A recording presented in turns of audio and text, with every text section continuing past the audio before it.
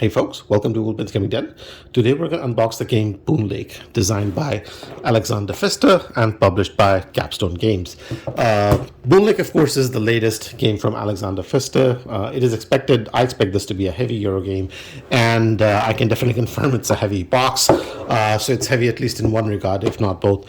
But we're going to crack into this and see what's inside the box. Now, the game does come with sort of like main game boards, player boards, lots of wooden pieces, which really contributes to the weight of this. And if we look at the back of the box very quickly, we can see that the game is designed for 1 to 4 players. So there is a solo mode in here. 40 minutes per person. So for a 3-player game, it can run a little long. 160 minutes just based on what's at the back of the box, which means really in practice, you're looking at a 3+ hour game. So keep all that stuff in mind, but we're going to crack into this and see what's inside in terms of components. So let's do that. And I'm pretty excited because I do plan on sort of like getting this game to the table over the next few days. So I'm quite excited to see what's in here. Now, the cover of the box is attractive enough. Like, it's not going to give you the sort of like, highly thematic gaming experience just by looking at it. But I'm pretty happy with the way that this looks as is. Taking the lid off, we get a pretty standard inside of the lid. And as you might expect, wood galore. Let's see what we have in here. So it looks like you're going to have different pieces for the different players. And these are all in different player colors. So you have green, red, yellow, and blue. And there's going to be a whole different bunch of these. So let's just take a quick smattering of these out and see what we have. So you get sort of like your trading house type buildings. You get your standard dude/dudette with a hat type meeple. You get I don't know what this is. Oh no, there we go. Cattle, maybe. Yeah. Oh, things are falling. Smaller house kind of building.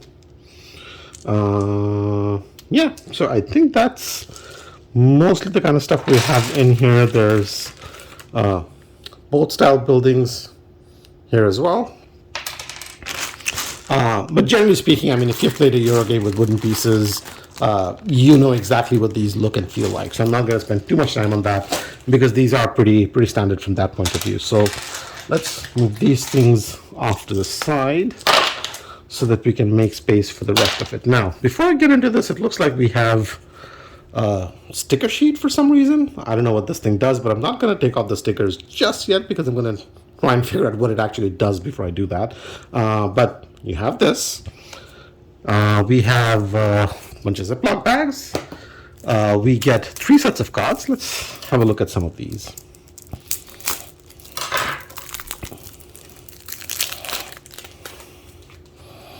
So, yeah, standard Euro looking cards, as it were, on the back. Pretty standard too. Card stock is a little on the thinner side. It's not too thin. It's not too bad, but I wish it were thicker. Standard finish, so all that is there. In terms of the artwork and aesthetics, like this is pretty much standard Euro at this point. If you've played Euro games with cards in them, you know pretty much what you're seeing, and you're not going to be confusing this for anything other than what it is, a Euro game. Now, the icons do seem pretty clear. It does not seem convoluted at all. You can definitely see sort of like symbols up here. You can definitely see symbols up here. They're easy to make out. You get coins. I'm guessing these are different resources. Some sort of an action. What is that? Points, maybe? I don't know. You get icons over here, icons over here.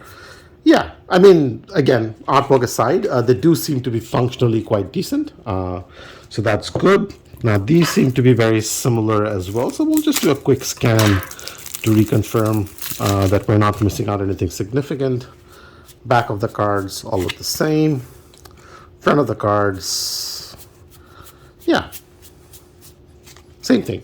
So that's that. Last deck of cards. What do we have in here? Again, same back.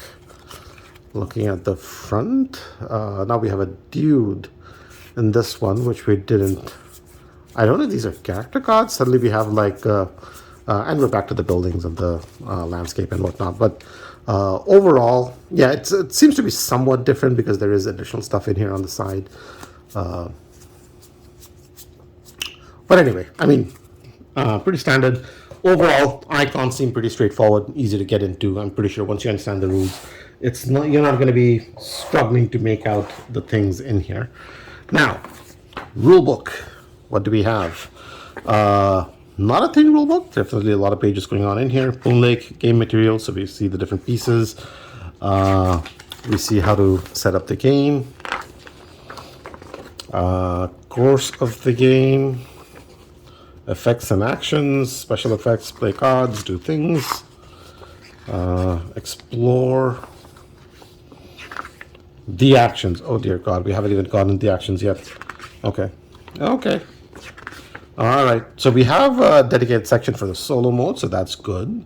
Oh, this is final scoring, so it looks like if you're playing a multiplayer game, this is mostly what you're looking at for the rules. Here we have the solo stuff, so we'll check out what this does. Overview of symbols. Perhaps applies to everything, I would assume. Yep. Lever effects. Scoring tiles. So it gives you sort of like the explanation of all the different cards and actions and tiles and whatnot that you would have in the game. And then the back of the rulebook. So definitely a lot happening in here. If you are a solo gamer, the good thing is there's a dedicated section for it. So it seems like you're not just playing hey, here, do these couple of things and just play the game kind of a thing. Looks like there's a little bit of meat to it than just that. So that's good. That's that. Now, what do we have here? Looks like we have a board of sorts. Yeah, so this is a folding thingy that comes out. This is on the other side. Okay, I think I know what it is. Although it does look a little wonky. Now, these are things that you will punch out. These will make certain things show up from the other side. So these things will become available once you've punched out these, for example. There you go, as a side note. And so it effectively gives you a dual layered board to do things with on it. And then at the back end, a reference thingy of sorts. I don't know. Or maybe for the solo mode. I'll figure it out once I get through the rule book. But this is, I think, is effectively your playboard. And it's meant to be double-sided. So basically, you cut the things off, fold it, and you get your board. So that's that. I should not throw these out because I do know at least one of these is something that will go back in here. So don't lose all of these. I mean, these you can probably lose pretty safely. But the ones that you're punching out that are from the stopper over here, these you will need for the game itself.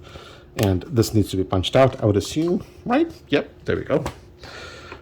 So that's playboard number 1, playboard number 2, playboard number 3, playboard number 4.